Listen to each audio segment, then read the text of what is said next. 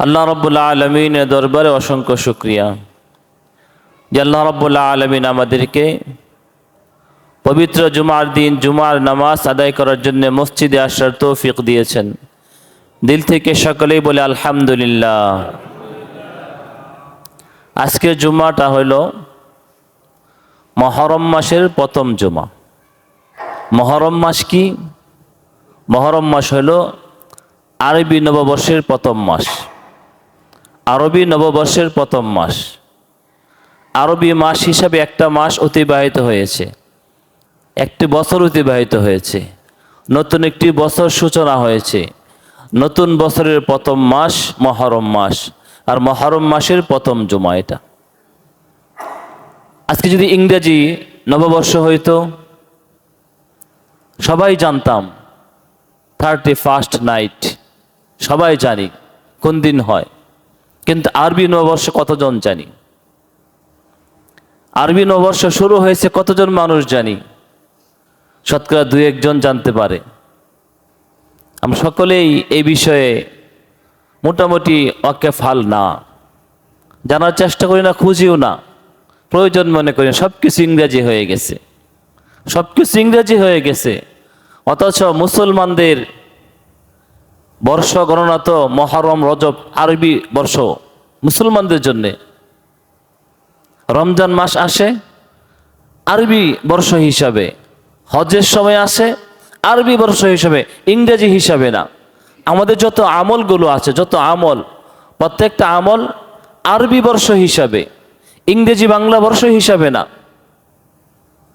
মুহররম মাস আরবি বর্ষর হিসাবে, হজের সময়গুলো সব কিছু, শাবান মাস, শবে বরাত বলেন, শবে কদর বলেন, কুরবানি বলেন, ঈদুল ফিতর বলেন, আমাদের যত আমলগুলো আছে প্রত্যেকটা আমল আমাদের আরবি বছর হিসাবে, আরবি বছরের তারিখ হিসাবে, বাংলা তারিখ হিসাবে না, ইংরেজি তারিখ হিসাবে না। আরাফার দিন আরবি বছর হিসাবে, প্রত্যেকটা কাজ আমাদের আরবি বছর হিসাবে, কিন্তু আমরা ওই দিনটাই জানি না, ওই দিনটা আমরা জানি না। এমল জুমা, জুমার দিন আরবি বর্ষ হিসাবে, সাপ্তাহিক 7 দিন ইংরেজি না আরবি বর্ষ হিসাবে। সব মাসেতে আসে, সব মাসেই সব বছরেই সাপ্তাহিক দিনের নাম আছে, কিন্তু জুমা, ইয়াউমুল জুমা এটা আরবি সপ্তাহ হিসাবে, এটা ইংরেজি না, ইংরেজি বাংলাও না। তা জুমার নামাজটা আরবি বছর হিসাবে আসে, জোহরের ওয়াক্ত জোহর আরবি বছর হিসাবে আসে। আমাদের প্রত্যেকটা আমল, প্রত্যেকটা কাজ, ধর্মীয় প্রত্যেকটা কাজ আরবি মাস বছরের সাথে সম্পর্কিত। আমরা ওইটাই জানি না। আমাদের আমলগুলো কোন তারিখে শুদ্ধ হবে, কোন তারিখে অশুদ্ধ হবে, সব কিছু জানলাম। জানুয়ারি ফেব্রুয়ারি জানছি, আবার বৈশাখ জ্যৈষ্ঠ আষাঢ় শ্রাবণ ভাদ্র আশ্বিন কার্তিক জানছি, কিন্তু মুহররম, সফর, রবিউল আউয়াল, রবিউল সানি এইটাই জানি না। আমরা অনেক মুসলমান আছি, যদি বলা যায় যে আরবি 12 মাসের নাম বলেন, বলতেই পারবে না। এটা বলা সম্ভব না, বলতে পারবে না। যেটা আমাদের জরুরি এটা আমরা ভুলে গিয়েছি, যেটা প্রয়োজন নাই ওইটাই মনে হয়েছে, ওইটাই সবসময় স্মরণ থাকে। কেন স্মরণ থাকে? তো ওইটার সাথে দুনিয়াবি কাজ যুক্ত আছে। আমার বেতন জানুয়ারি ফেব্রুয়ারির সাথে যুক্ত, বেতনটা জানুয়ারি ফেব্রুয়ারি যুক্ত। আওয়াজটা একটু কমায় দেন। বেতনটা জানুয়ারি ফেব্রুয়ারি যুক্ত, চাকরির জয়েন জানুয়ারি ফেব্রুয়ারি, স্কুলে ভর্তি জানুয়ারি ফেব্রুয়ারি, পরীক্ষা জানুয়ারি ফেব্রুয়ারি, সব ইংরেজি হিসাবে ব্যস্ত। দুনিয়াবি প্রত্যেকটা কাজ জানুয়ারি ফেব্রুয়ারির সাথে। এই জন্য আমরা দুনিয়াবি কাজের গুরুত্ব বেশি হিসাবে জানুয়ারি আর ফেব্রুয়ারি মুখস্থ করেছি, ধর্মীয় গুরুত্ব কম হিসাবে মুহররম সফর আমরা মুখস্থ করি নাই। মুহররম সফর মুখস্থ করি নাই, কারণ মুহররম সফরটাকে ইংরেজিতে যায় খুঁজি, ইংরেজি মাস হিসাবে খুঁজি, আরবি মাস হিসাবে খুঁজি না। ফুকাহা কেরাম বলেন আরবি তারিখগুলো জানা সুন্নতে মুআক্কাদায়ে কিফায়া, সুন্নতে মুআক্কাদায়ে কিফায়া, পুরো উম্মতের জিম্মাদারি তারিখটাকে জানা। যদি না জানে, পুরো উম্মতের কেউ জানে না, সকলেই সুন্নতে মুআক্কাদা তৌর করে গুনাহগার হবে, সকলেই গুনাহগার হবে। আর যে কোনো একজন জেনে দায়িত্ব আদায় করে, বাকিদের জিম্মা থেকে সাকেত হয়ে যাবে, মওকুফ হয়ে যাবে, কিন্তু যিনি জানবে উনিই নেকি পাবে, বাকিরা আমরা নেকি পাবো না। কারণ জানুয়ারি ফেব্রুয়ারি জানার দ্বারা নেকি নাই, বৈশাখ জ্যৈষ্ঠ আষাঢ় শ্রাবণ জানার দ্বারা নেকি নাই, মহরম সফর জানার দ্বারা নেকি আছে। এটার সাথে নেকি সম্পর্কিত। যা জানলে নেকি হবে ওইটা আমরা জানি না, আর যা জানলে নেকি হবে না ওইটা আমরা সকলেই ঘরে ঘরে জানি। ক্যালেন্ডার সহ টানানো আছে, মোবাইলের ভিতরেও ওই তারিখ, জানুয়ারি ফেব্রুয়ারির তারিখ, সব কিছুতে জানুয়ারি ফেব্রুয়ারির তারিখ। দরকার ছিল আরবি তারিখগুলো জানা। হিজরি সন মুসলমানদের একটা ঐতিহ্য, মুসলমানদের একটা বহুত বড় ঐতিহ্য। মক্কার জীবনে কাফের, মুশরিক, পৌত্তলিক, ইহুদি খ্রিস্টানদের অত্যাচারে রাসূলুল্লাহ সাল্লাল্লাহু আলাইহি ওয়াসাল্লাম অতিষ্ঠ হয়ে আল্লাহ তাআলার হুকুমে মদিনায় হিজরত করেছেন। সাহাবা কেরাম মক্কা জীবনে কাফেরদের অত্যাচারে নিষ্পেষিত ছিল। তারা সেই অত্যাচার জুলুম থেকে মুক্তি পাওয়ার জন্যে মক্কা থেকে মদিনায় হিজরত করেছেন। বিভিন্ন রাষ্ট্র থেকে সকলে মদিনায় হিজরত করেছেন। এই থেকে হিজরি গণনা শুরু। হিজরত করার পরে মদিনার পরিবেশটা মুসলমানদের জন্য একটা সম্মানের জায়গা হয়ে গিয়েছে। যে জায়গায় মুসলমান লাঞ্ছিত ছিল, মদিনা আসার পর সকলে দামি হয়ে গেছে। মুহাম্মদুর রাসূলুল্লাহ মদিনা আসার পর শুধু একজন নবী হয় নাই, একজন শ্রেষ্ঠ রাষ্ট্রনায়ক হয়ে গেছেন, একজন শ্রেষ্ঠ সেনাপ্রধান হয়ে গেছেন, একজন সমাজ সংস্কারক হয়েছেন মদিনা আসার পরে। এটা কিসের মাধ্যমে সূচনা? হিজরতের মাধ্যমে সূচনা হয়েছে। সূচনাটা হিজরতের মাধ্যমে হয়েছে। হিজরত আমাদের দুইটা ইতিহাসকে স্মরণ করিয়ে দেয়। একটা ইতিহাস হইল আমাদের মক্কা জীবনের মুসলমানদের এবং আমাদের কলিজার টুকরা নবী সাল্লাল্লাহু আলাইহি সাল্লামের মজলুম জীবন, কাফেরদের অত্যাচারে অতিষ্ঠ জীবন। আবার হিজরতের পরবর্তী জীবন, মদিনার জীবন, মুসলমানদের উন্নতির জীবন, ইসলামের প্রচার প্রসারের জীবন। এটা আমরা স্মরণ করি হিজরতের মাধ্যমে। হযরত ওমর ফারুক রাদিয়াল্লাহু তাআলা আনহু মুসলমানদের এই স্মরণীয় ঘটনাকে চিরস্থায়ী স্মরণীয় বানানোর জন্য হিজরি সন গণনা শুরু করেছেন। হিজরি সন গণনা করেছেন। এটা মুসলমানদের ঐতিহ্য। আজকে আমরা ঐতিহ্য হারিয়ে ফেলেছি। এজন্য এটাকে খুঁজে বের করতে হবে, জানতে হবে।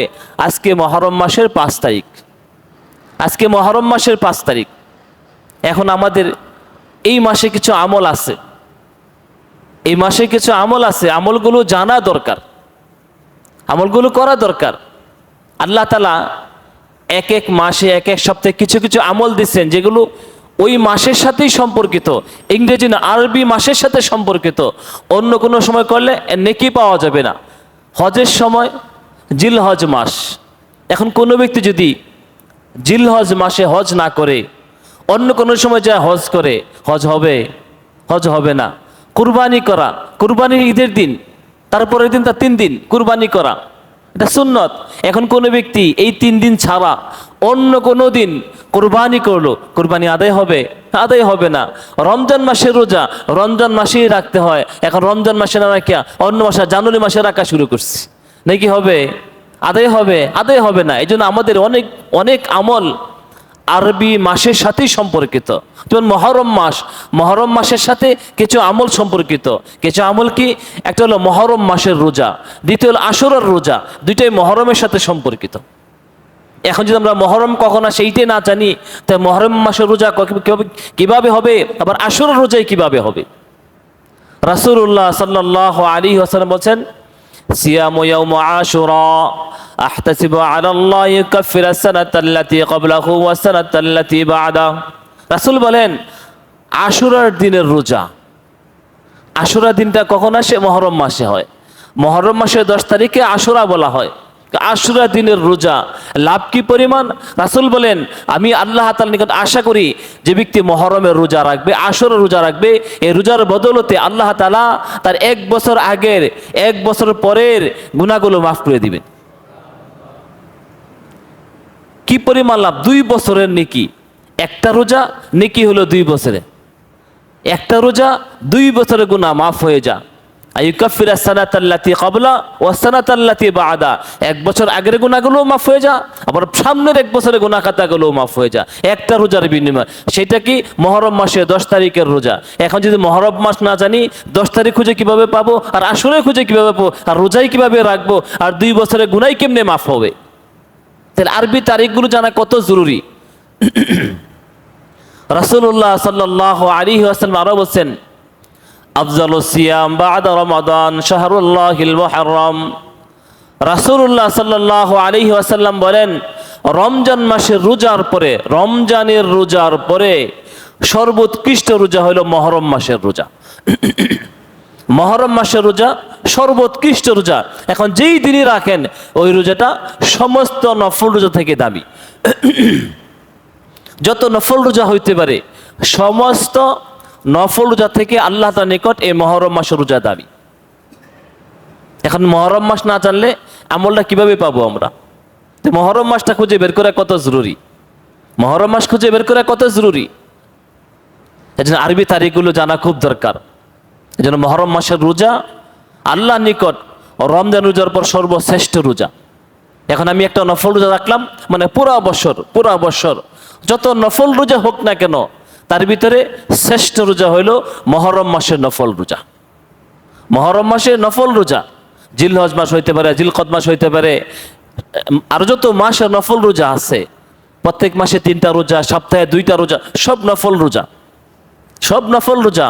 আবার লাইলাতুল নিসফ, শবে বরাতের রোজা, যত নফল রোজা আছে সমস্ত নফল রোজা থেকে আল্লাহ তাআলার নিকট সবচেয়ে দামি রোজা হইল মুহররম মাসের রোজা।